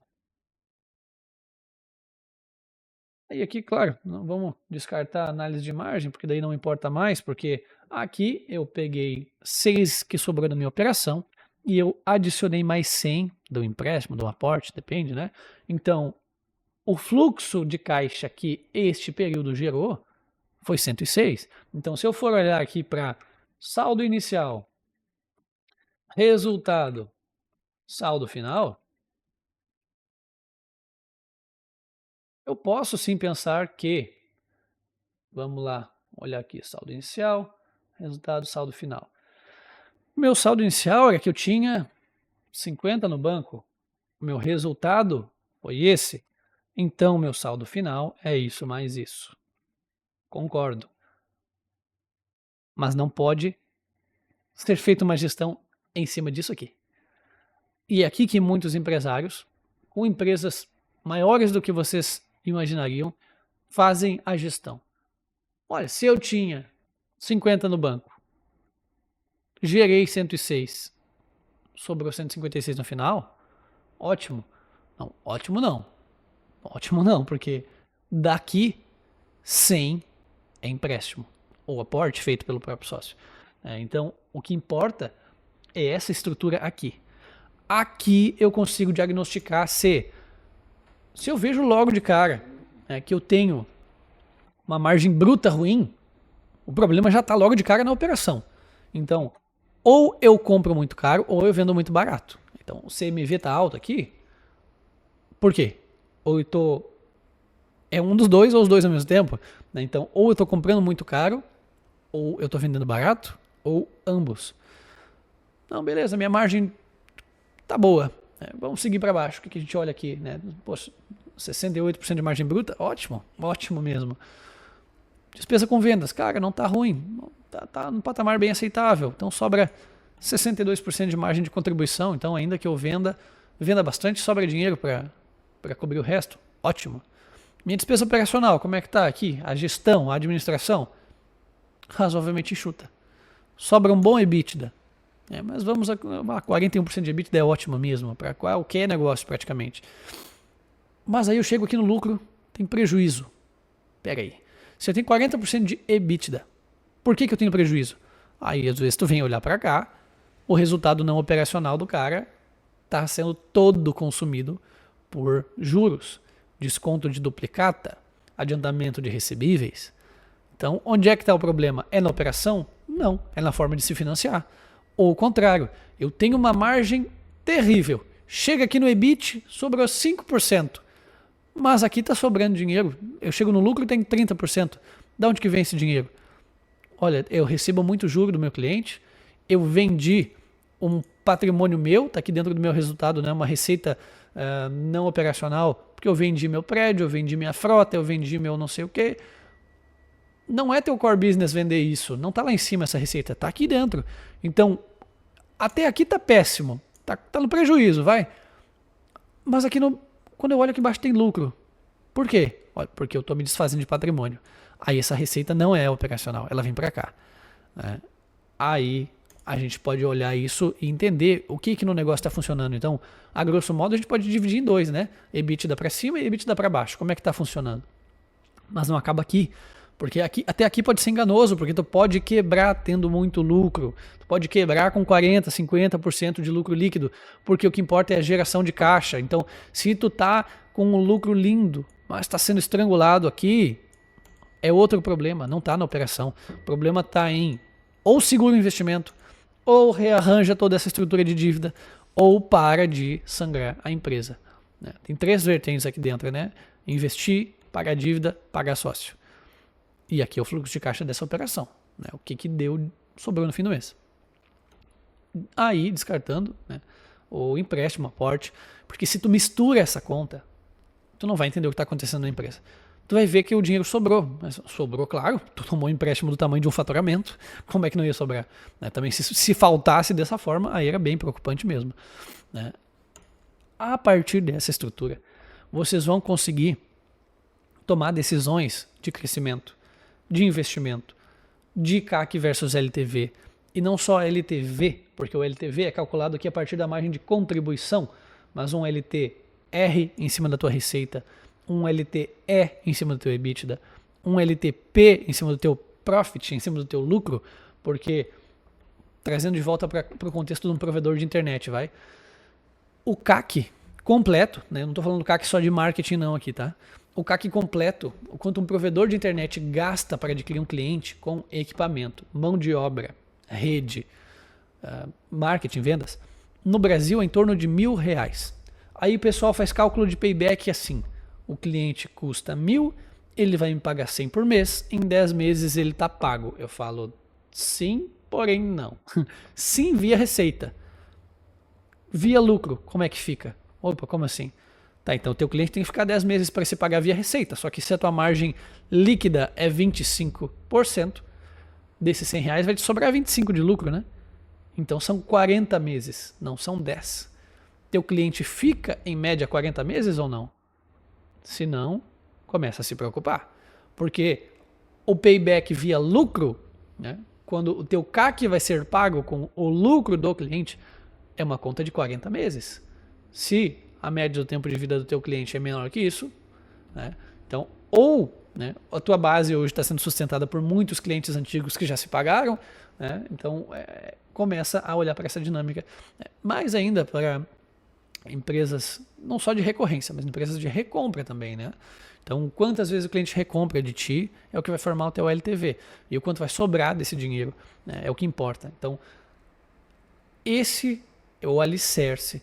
Isso é pedra angular. Isso é a base da gestão. Eu não sei, assim como uma tartaruga ou um peixe em cima de uma árvore, tu olha e pensa, como isso foi parar ali? Quando eu pego uma empresa que está razoavelmente grande, está funcionando, está lucrativa, e eu vejo que o cara controla tudo numa planilha de entrada e saída, ou ele tem um sistema, mas ele não lança as contas, ele não tem um DRE, ele não tem um fluxo de caixa, eu pergunto, como?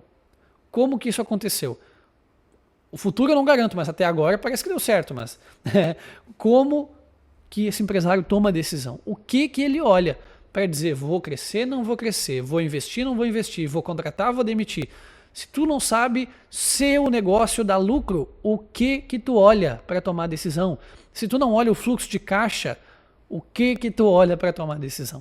Então essa aqui é a pedra angular de toda a gestão financeira. Então, para tu poder saber o quanto tu consegue se pagar de Prolabore, precisa disso.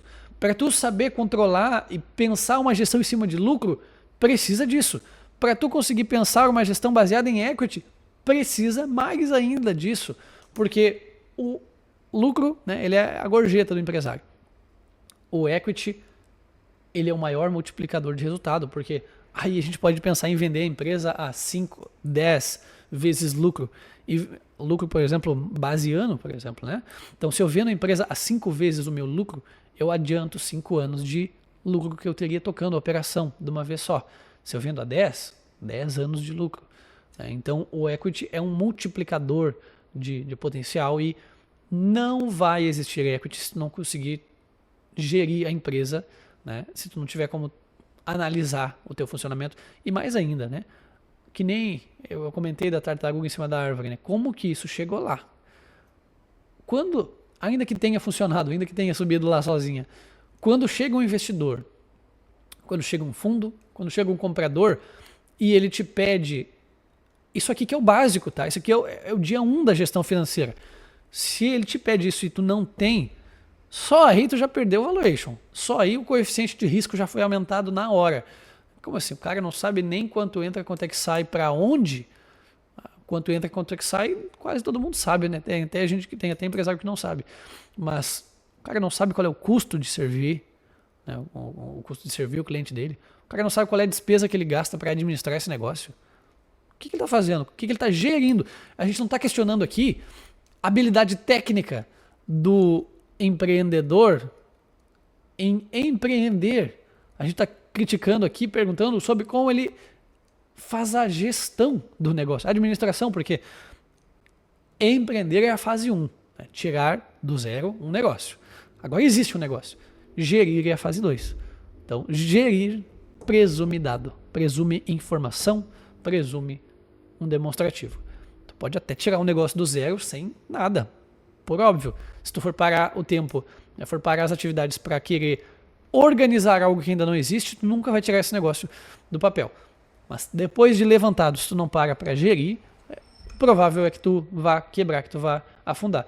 E não à toa as estatísticas de longevidade das empresas aí, em cerca de 5 anos, 80% das empresas fecham. Então, por que? Eu me pergunto. Eu acho que a gente tem a resposta aqui. Então, para quem assistiu aí, espero que o conteúdo tenha agregado. Vamos só alongar isso aqui, ó. Puxar essa análise vertical até o final.